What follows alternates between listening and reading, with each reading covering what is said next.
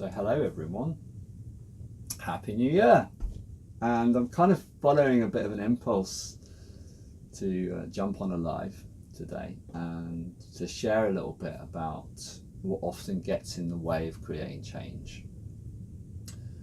Because a lot of you will have set intentions, resolutions for this new year to come. And that's really important. It's really great to have a sense of what we want to do, what we want to be in our lives. And it's a very potent time of year to set that intention of doing something different. It's kind of like we're at a new point in the cycle. So it's a great time to do that.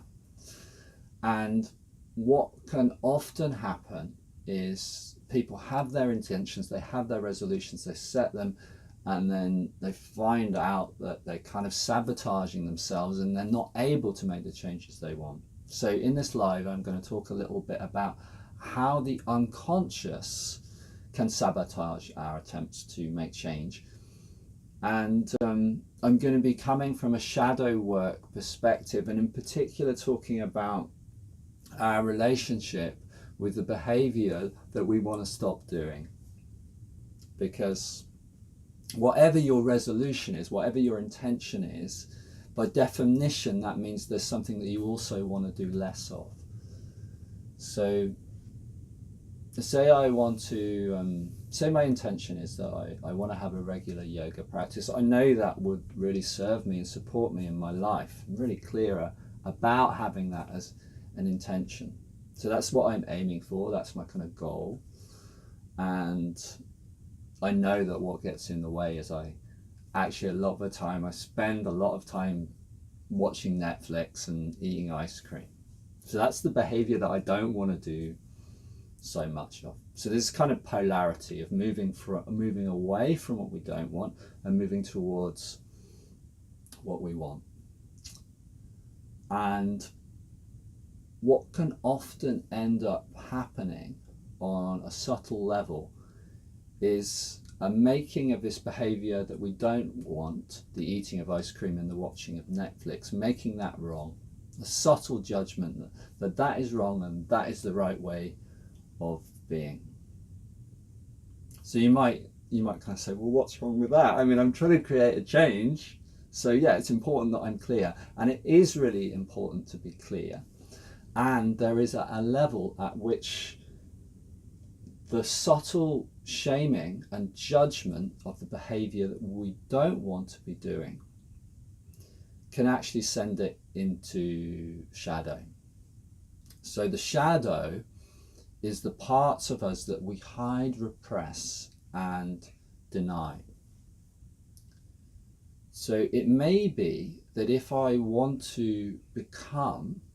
aiming to become a kind of yoga doing, healthy living type person, that the Netflix watching, ice cream eating way of being gets pushed into shadow. It's like I deny that I have that in myself, and I'm actually quite judgmental of that in my attempts to stop it. The reason why this is important is there's actually part of us driving those behaviors. There's something in us that is kind of getting something from doing those compulsive behaviors that we don't actually want to be doing. And my experience is the key to change is not only being clear about what we want, but being curious about our relationship with the parts of us that are doing these compulsive behaviors, doing the things that we don't actually want to be doing. So I'm not at all saying that there isn't a benefit to having a clear intention and to making a kind of judgment call about, okay, this is what I want to do, this is who I want to be. And even to like stepping forwards in that kind of, it's kind of Tony Robbins type way of like, right, I'm going to be empowered, I'm going to do this, I'm going to create change. actively doing that. That's really important. That's actually part of the puzzle. But the other part is being really curious about what it is within us that drives us into the patterns that we don't want to be doing. To actually be really curious about that. So one of the ways we can think about this is like the relationship between a parent and a teenager. So maybe the teenager they're doing some kind of behavior that isn't very good for them, and the parent wants to support them to stop doing that behavior and do something else that is more beneficial for them and ultimately that they'll enjoy more. So in that context, it's really important that a parent is clear and actually sets a clear boundary and says, this isn't okay. It's not all right to do this, and we need to make some change. Here, let me support you to make that change. So that's important. And it's also important that a parent listens at the same time and isn't too heavy-handed. That they're not just throwing judgments towards this teenager every time they are doing the behavior. Because if they do that, we kind of know that the teenager is just going to go into rebellion anyway. And I'm saying this because this is what can happen inside ourselves.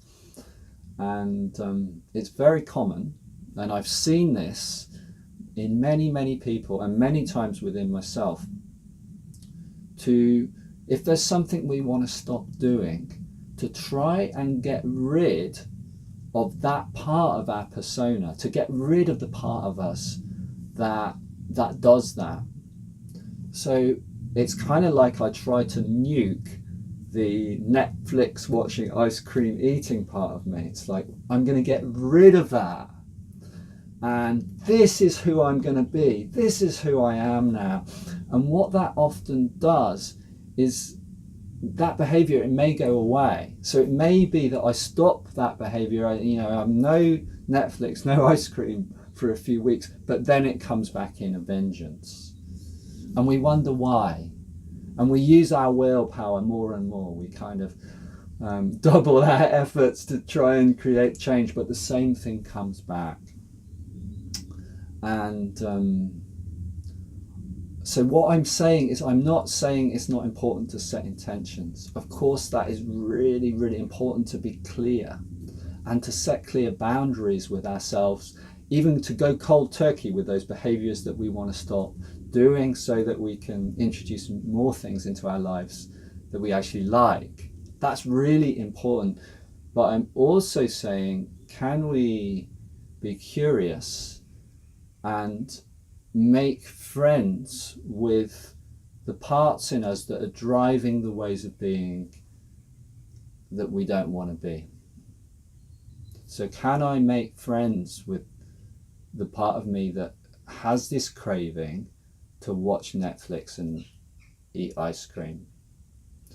And when that comes, when that impulse comes, can I put my arms around that part of me and really listen and discover what's going on, actually what's going on in me on a deep level when that impulse is happening? What is it that I actually need, that part of me actually is needing in that moment? So we're kind of bringing that loving parent aspect to ourselves. So I think it's a great thing to set intentions, and it's a great time of year to do that, and to be really clear about the ways we would like to be. And I'm also saying it's important to be curious about all the things that we do that aren't that. So if you want to be more aware, more mindful, then be really curious about the ways that you're totally in your head and you space out and you get distracted. If you want to